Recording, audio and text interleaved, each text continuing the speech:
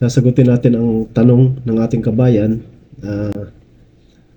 Ang sabi ni kabayan, magandang araw, tanong ko lang kung ang contract ba ay infinite at nakalagay 3 years at may notice period na 120 days. Hindi ba makakalipat ng ibang kumpanya? Tulad ko, 1 year pa lang. Papaliwanag natin to ang situation ni kabayan. Kung ang contract mo ay indefinite or infinite pero may nakalagay na 3 years, sa Saudi may mga kontrata na indefinite contract, ibig sabihin walang exact end date. Pero may expected duration tulad ng 3 years. Ibig sabihin, hindi siya fixed na matatapos sa 3 years. Tuloy-tuloy siya hanggang may termination o resignation. Ano ibig sabihin ng 120 days notice period? Kung gusto mong mag-resign, kailangan mong magbigay ng 120 days notice sa employer mo before ka umalis based sa pipiliin mong date. Kailangan mong magtuloy sa trabaho habang tumatakbo ang notice period. Pagkatapos ng 120 days, pwede ka nang umalis o lumipat ng employer kung ma-process ang transfer sa Kiwa. Pwede ka bang lumipat kahit 1 year pa lang?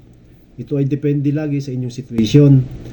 Scenario A, ang normal resignation. Mag-submit ng resignation, sundin ang 120 days notice. Kung payag ang employer, pwede kang mag-transfer. Ibig sabihin, kailangan nito ng approval ng iyong employer. Scenario B, halimbawang ayaw pumayag ng employer, kung walang violation ng employer, kailangan talaga natin sundin ang notice period. Ibig sabihin, kung ano yung nasa contract. Pero may mga case na pwede makalipat kahit ayaw ng employer mo.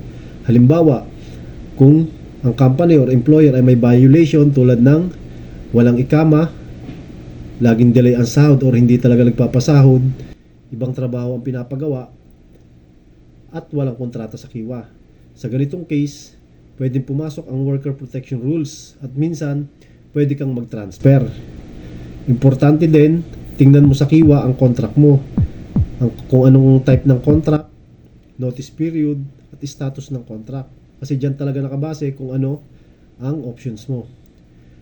So, ang simple answer is, pwede ka pa rin lumipat pero kadalasan kailangan mong tapusin ang 120-day notice period o kailangan may valid reason kung gusto mong umalis agad.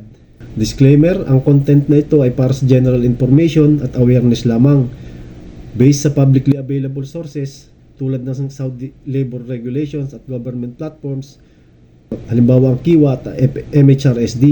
Hindi po ito legal advice. Maaring mag-iba ang bawat kaso depende sa kontrata at desisyon ng mga otoridad sa Saudi Arabia. Para sa official guidance, kumonsulta sa MHRSD o sa tamang government channels. Kung meron po kayong tanong, i-post nyo po yan sa pinoytalks.com sa Ask the Community section para po masagot natin ng detailed.